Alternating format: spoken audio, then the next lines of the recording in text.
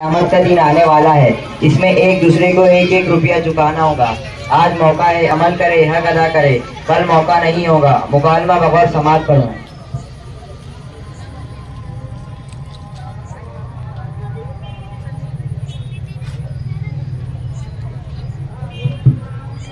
भाई खालिद, हमारे भाई बहनों ने तो बड़ा मसला खड़ा कर दिया।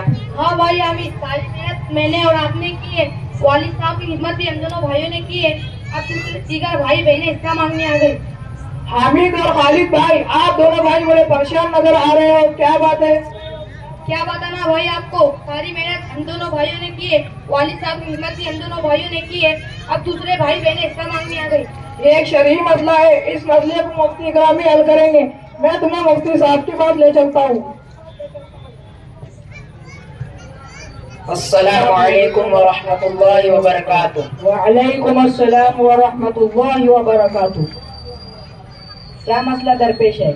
मोहतरम मुफ्ती साहब, आज हम आपकी खिदमत में इसलिए हाजिर हुए हैं कि आपको अपने दिल का दुखड़ा और शरीयत की रोशनी में हमारे खानदानी झगड़े का हल बताए। मुफ्ती साहब, किस्सा इस तरह है कि हम 4 भाई और 3 बहनें हैं। हमारे वालिद साहब की एक कपड़े की दुकान है, अल्लाह के करम से खूब चलती है। हमारे वालिद साहब ने इसी की आमदनी से हमारा एक आलीशान मकान बनाया। हम 4 भाइयों और 3 बहनों की शादियां भी इसी दुकान की आमदनी से हुई। बहनें अपने अपने घरों को अपने शौहरों और बच्चों के साथ खुश है। ईद बारात के मौके पर जब वो हमारे घर आती तो वालिद साहब अपनी बेटियों, नवासों और नवासियों का खूब ख्याल रखा करते थे। 2 भाई तकरीबन 10 साल से बैरून मुल्क अपनी बीवियों और बच्चों के साथ बरसरे रोजगार है। हम 2 भाई अपने वालिद साहब के साथ जब से होश संभाला कारोबार में उनका हाथ बटाते रहे और हमारी इस दुकान की आमदनी का हाल ये था कि वालिद साहब ने इसी की बुनियाद पर शहर के अहम मकामात पर तकरीबन 10 प्लॉट खरीद रखे थे, जिनकी मालियत तकरीबन 1 करोड़ रुपये है।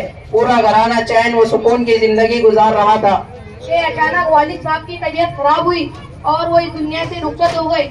उनकी वफात पर बैरून व अंदरून मुल्क के भाई बहनों को खबर की गई, जिसमें बहनें तो जनाजे में हाजिर थी, लेकिन 2 भाई जो बैरून मुल्क में थे वो हाजिर न हो सके। और आज तकरीबन इस बात को 5 साल का गुजर चुका है। कारोबार जो अपनी जगह चल रहा है, अब तक मीरास की तकसीम नहीं हुई। अब वो भाई जो बैरून मुल्क में बरसरे रोजगार थे, उन्होंने अपनी कमाई से अपनी जाती प्रॉपर्टी बना ली। इसी तरह बहनें अपने शौहरों के साथ थी और सिर्फ हम 2 भाइयों ने सब रोज मेहनत करके वालिद साहब के हयात में और उनके इंतकाल के बाद भी कारोबार को परवान चढ़ाया। अब दीगर भाई बहनों का कहना यह है कि वालिद साहब की इस प्रॉपर्टी में हम लोग आपके बराबर शरीक हैं। तो आप बताएं कि उन भाइयों बहनों का हिस्सा हम 2 भाइयों के बराबर है, जबकि कारोबार को तरक्की सिर्फ हम 2 भाइयों ने दी है। मोहतरम हामिद और खालिद साहिबान, आज हमारा माशरा इस बात से भरा हुआ है कि कोई बात साफ नहीं। अगर बाप बेटे के दरमियान कारोबार है तो वो ऐसे ही चल रहा है। इसकी कोई वजाहत नहीं होती कि बेटे बाप के साथ जो काम कर रहे हैं, आया वो शरीक और पार्टनर की हैसियत से कर रहे हैं या मुलाजिम की हैसियत से, इसका कुछ पता नहीं चलता। मगर तिजारत हो रही है, मिलें कायम हो रही है, दुकानें बढ़ती जा रही है, माल और जायदाद बढ़ता जा रहा है और ये पता नहीं होता कि किसका कितना हिस्सा है। अगर इनसे कहा भी जाए कि अपने मामूलात को साफ करो तो जवाब दिया जाता है ये तो गैरत की बात है।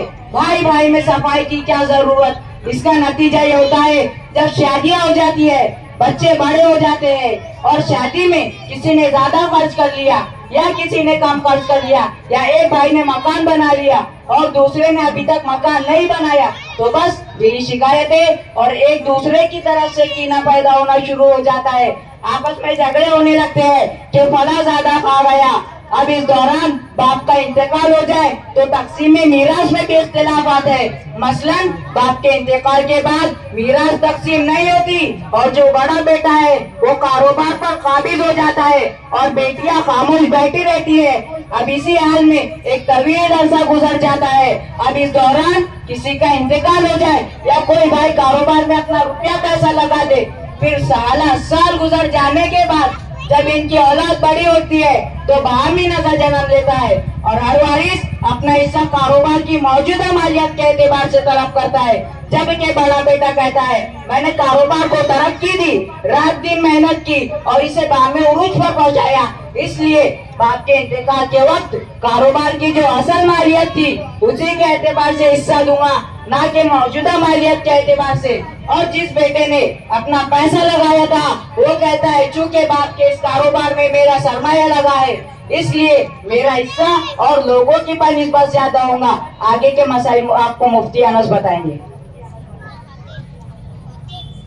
अब देखिए, वक्त पर मिराज को तकसीम न करने से वारिसों के दरमियान झगड़े खड़े हो गए, बदगुमानी पैदा हुई, गलत तरीके से एक दूसरे का माल खाना पाया गया। जैसा कि आप खुद इस मुसीबत के शिकार है और ये मुसीबत शरीयत इस्लाम की तालीम तआशरू कल इख्वानी व तआमलू कल अजानिब, भाई भाई बनकर रहो और मामला अजनबी बनकर करो, क्योंकि शरीयत मामूलात की सफाई का हुक्म देती है कि कोई भी मामला हो, वो बाप बेटे के दरमियान हो या भाई भाई के दरमियान या फिर किस अजनबी के साथ हो, साफ साफ होना चाहिए कि किसकी क्या हैसियत है और वो इस मामले में किस कदर मुनाफे का हकदार है, ताकि आइंदा झगड़े पैदा ना हो। खैर, चूंकि आप दोनों भाई अपने वालिद साहब के साथ कारोबार में शरीक थे और असल कारोबार वालिद साहब ही का था, आप दोनों ने मेहनत व मुशक्कत से उसे परवान चढ़ाया, मगर आप लोगों ने अपने वालिद के साथ कारोबार में शिरकत की हैसियत मुतय्यन नहीं की थी, इसलिए शरअन आपकी हैसियत उनके साथ मुआविन की थी। लिहाजा आपके वालिद के इंतकाल के वक्त जितनी प्रॉपर्टी और बैंक बैलेंस था उसमें तमाम वारिसों का हक है। वालिद के इंतकाल के बाद आप लोगों ने मिराज को तकसीम नहीं किया और इसी से कारोबार को जारी रखा, तो इस सूरत में आपने कारोबार जारी रखकर जितना मुनाफा हासिल किया वो सब मुनाफा मुनाफे फासिदा कहलाएगा, जिन्हें उनके मालिकों को लौटाना वाजिब है और उनके मालिक तमाम वारिसें हैं।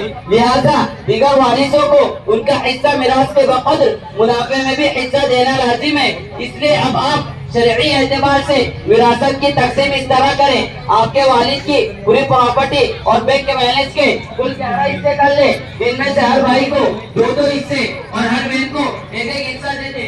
आप तमाम भाइयों को मैं इस बात की ताकीद करता हूँ कि अपने बहनों को उनका हिस्सा मिराज जरूर दे दे, क्योंकि शरअन आपके वालिद के तरके में उनका भी हिस्सा है, जैसा कि फरमाना खुदा बंदी है। आगे के मसाइल आपको मुफ्ती अरशद बताएंगे। अल्लाह ताला फरमाते हैं लिर्रिजाली नसीबुम मिम्मा तरकल वालिदानि वल अक़रबून वलिन्निसाइ नसीबुम मिम्मा तरकल वालिदानि वल अक़रबून मिम्मा क़ल्ल मिन्हु अव कथुर नसीबन मफ़रूज़ा। कि मर्दों के लिए भी यही हिस्सा है उस चीज में से जिसको माँ बाप ने बहुत नजदीक करापदार है रिश्तेदार जब है, और औरतों के लिए भी यही हिस्सा है उस चीज में से जिसको माँ बाप या बहुत नजदीक करापदार है, छोटा वाली को भी और माल थोड़ा हो या ज्यादा, और जो हिस्सा है मुकर्रर है मुताय्यन है, यानी आप लोगों की मर्जी से तकसीम करना नहीं चलेगा। इसी तरह अल्लाह ताला फरमाते हैं कि यूसीकुमुल्लाहु फी औलादिकुम लिज़्ज़करि मिस्लु हज़्ज़िल उन्सयैन। अल्लाह ताला तुम्हें हुक्म देते हैं तुम्हारे औलाद के बारे में कि लड़के का हिस्सा 2 लड़कियों के बराबर है। इन दोनों आयतों के तर्क में औरतों की हिस्सेदारी और बहनों का भाइयों के साथ अपने माँ बाप की मीरास में शरीक होना साबित होता है। अगर आप भाइयों ने अपने बहनों को हिस्सा नहीं दिया तो उनके माल को नाम तौर पर खाना होगा जो शरीयत हराम है, जबकि अल्लाह ताला फरमाते हैं ला ताकुलू अमवालकुम बैनकुम बिल बातिल, तुम आपस में एक दूसरे के माल को नाम तौर पर मत खाओ। और हुजूर सल्लल्लाहु अलैहि वसल्लम का इरशाद है ला यदखुलुल जन्नत जसदुन गुज़िया बिल हराम, और जिसमें जन्नत में दाखिल नहीं होगा जिसकी परवरिश हराम माल से हुई। और आप सल्लल्लाहु अलैहि वसल्लम का इरशाद है फदाक़ रशीदम मिनल अर्ज़ि ज़ुल्मन फ़इन्नहु युतवक़्क़ु यौमल क़ियामति मिन सबई अर्ज़िना। अगर कोई शख्स जुल्मन किसी की एक बारी जगह भी ले तो उसको क़यामत के दिन 7 ज़मीनों का तोहफ़ा आ जाएगा। लिहाजा आप लोग अपनी बहनों को हिस्सा चढ़ाई दे दो ताकि हराम खोरी और क़यामत के रोज़ अज़ब से बच सको। मुफ्ती साहब, आपका बहुत बहुत शुक्रिया, आपने हमारा गम हल्का कर दिया और शरीयत की रोशनी में हमारे मसले का हल करवाया, और हमें ये समझ में आ गया कि अगर दुनिया में हिस्सा नहीं देंगे तो कल क़यामत के दिन देना होगा। अस्सलामु अलैकुम व रहमतुल्लाहि व बरकातुहू। व अलैकुम अस्सलाम व रहमतुल्लाहि व बरकातुहू।